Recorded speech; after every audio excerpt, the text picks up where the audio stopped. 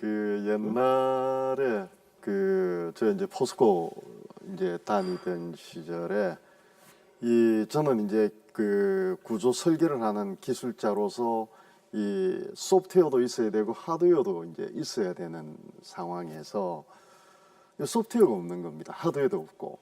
그래서 이제 회사에다가 하드웨어 사주세요 하니까 한 6개월은 걸려야 된다.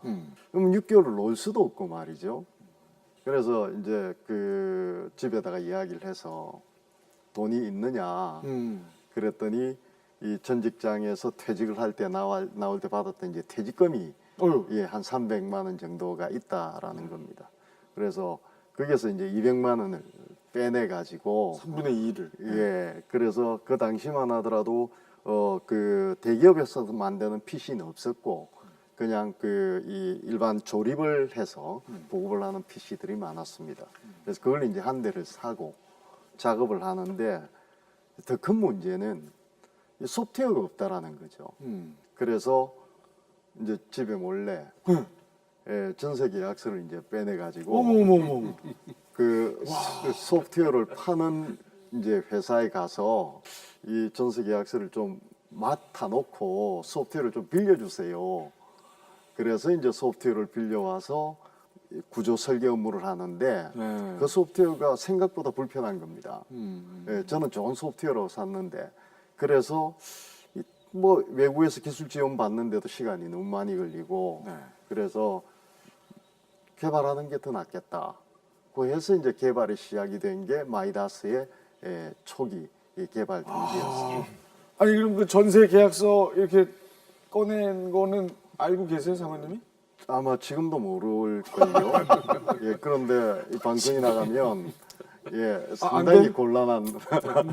지금은 뭐 잘 되셨으니까 뭐 다들 이런 게 있으시구나. 예? 저는 31살에 결혼했습니다. 31살이면 늦은 때인데 그때 또 회사로는 상당히 어려울 때였죠. 그 기반을 잡기 전이었기 때문에.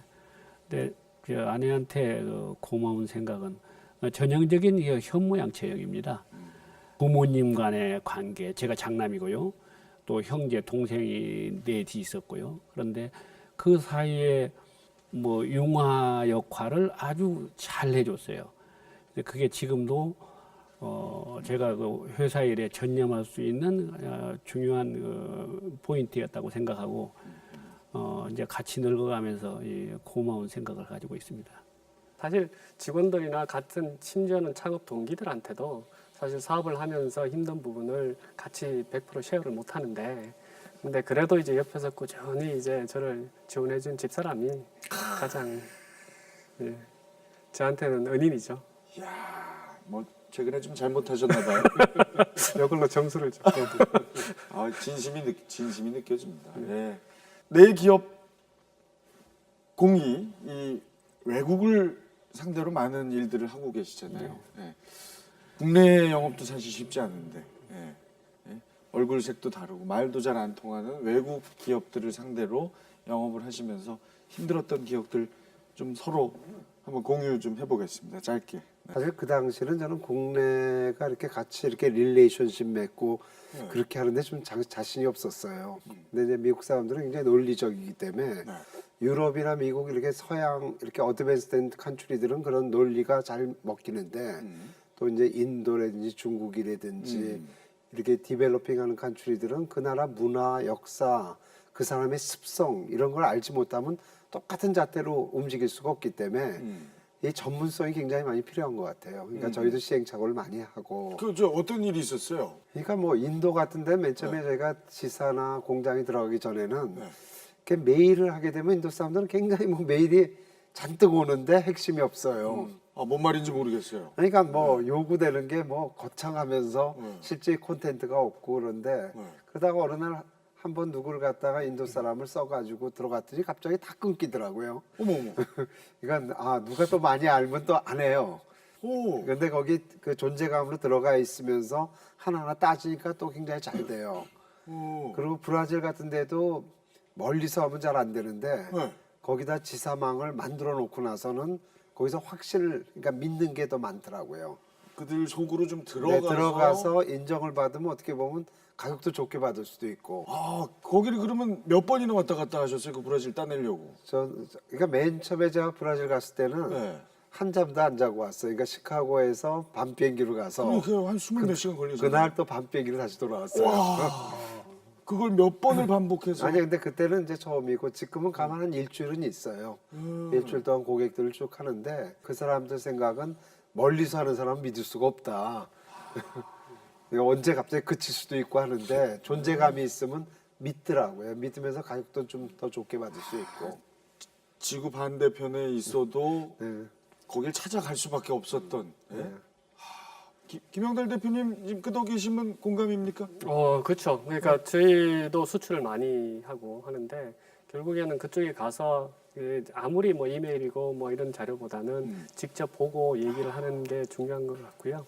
앞에 말씀하셨는데 정말 딱 그 정답인 것 같아요. 그러니까 그 우리 쪽에서 아무리 좋은 거를 얘기를 해봤자 그래서 뭐 so what 그걸로 끝내요. 근데 이제 너희한테 이런 부분이 얼마나큼 커질 수 있고 그것이 우리한테 도움이 되고 더 클 수 있다는 얘기로 풀어나가면 그게 굉장히 도움이 되더라고요.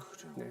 제일 멀리 가보신 게 어디입니까? 근데 지구를 이렇게 한 바퀴씩 도는 일은 많이 했습니다. 아, 한 4일 정도 걸립니다. 그러니까 한나절 미국에서 한나절 그 미팅하고 런던에서 한나절 미팅하고 뭐 암스테르담에서 또 하고 이렇게 돌아오고 이런 미팅을 비행기 안에서 자고. 그렇죠. 그래서, 그 레드 아이라고 하는데 이제 그 밤에 하고 저녁까지 다 저기 같이 만찬을 하고 레드 아이로 이제 넘어가면서 비행기에서 자고 새벽에 도착하면 샤워하고 다시 미팅하고 이런 좀 재밌습니다. 자, 우리 저 대표님들하고 이렇게 얘기를 나눠보니까 뭐 여러 이제 공통점들을 발견하는데 그 중에 또 하나가 역시 사람을 중요시하시고 앞으로의 우리 이 기업을 또 이끌어갈 주인공도 역시 사람이다. 자, 그러면 이 미래의 우리 사회의 주인공인 우리 젊은 청년들은 과연 어떤 고민을 하고 어떤 희망을 갖고 사는지 저희가 한번 촬영을 해봤거든요. 함께 보시겠습니다.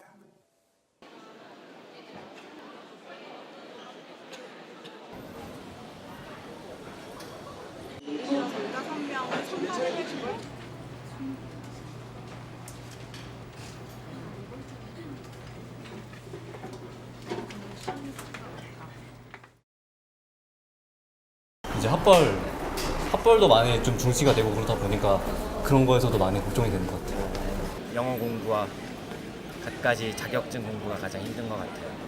좀 됐다 싶었는데 남들은 더 해놓고 이러니까 계속 뒤처지는 것 같아서 그게 조금 힘든 것 같아요. 막막하죠. 자기소개서 같은 경우도 좀 점점 더 어려워지고 있고 뭘 원하는지도 잘 모르겠고 그 기업마다 원하는 인재상이라든지 그런 게 다르잖아요. 그래서 그런 걸 이해를 하고 그거에 맞는 뭐 자기소개서나 이런 지원서를 쓰는 게 가장 어려운 것 같아요.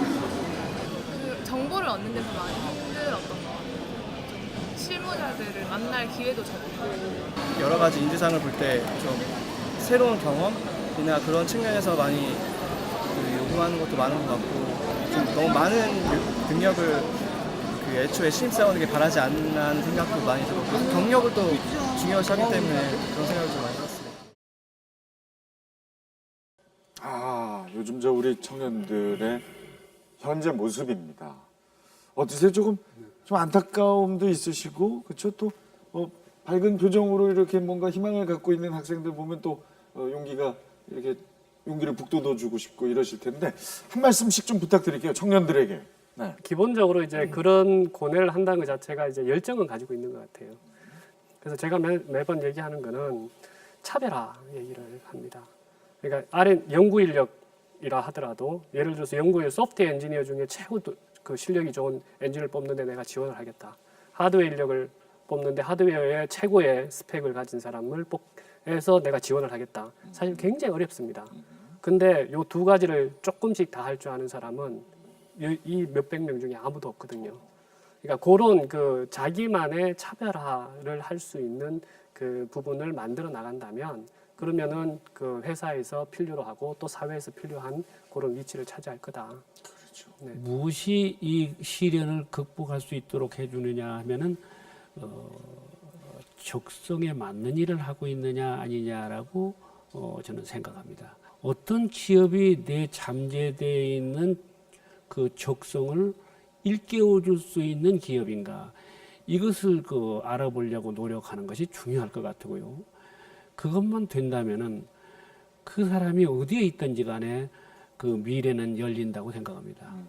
저희는 대기업에서 바로 오는 사람은 절대 쓰질 않습니다. 그러니까 그 명퇴를 했다든지 뭐 중역을 했다가 뭐 1년이나 2년 쉬었다든지 또 그런 실형 겪은 사람이든지, 또 제가 중간 간부를 쓸 때도 어디 대기업에 있다가 한 10년 20년 자기 일을 하다가 실패했다든지 그런 시련을 많이 겪은 사람들은 그만큼 굉장히 그 적극적으로 행동할 수 있는 사고를 갖고 있더라고요. 그래서 그런 경우에 쓴 사람들이 많이 성공을 했고, 꼭 무슨 학벌이나 이런 것보다도 자꾸 대시해서 그런 속에서 시행착오를 겪으면서 행동한다 그러면 좋은 인재상이 될 수 있다고 생각합니다.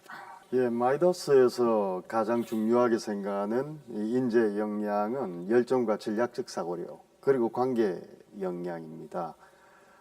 지금 채용 시장에서 마이더스 IT의 경쟁률이 500대 1이 넘기 때문에 상당히 들어오기 힘든 회사다 라는 생각들을 하는 경우가 많습니다.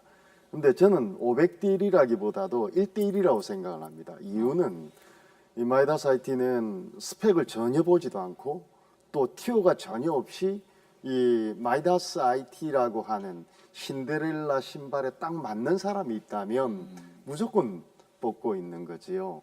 열정, 전략적 사고력, 관계 역량을 내가 갖추었다라고 하면 그냥 마이더스 IT 지원을 하면 된다라고 저는 생각을 합니다.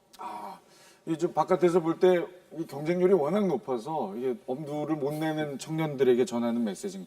500대 1이 아니라 1대 1이라고 생각하고 그렇습니다. 노크를 해라. 네.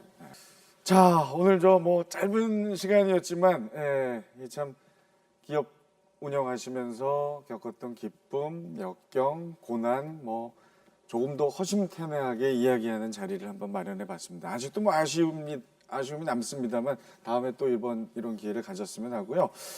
우리 대한민국의 강소기업이 더욱더 발전해서 세계 1등이 모두 되기를 바라면서 오늘 이 시간 모두 마치겠습니다. 함께해 주신 네 분의 대표님, 시청자 여러분 고맙습니다.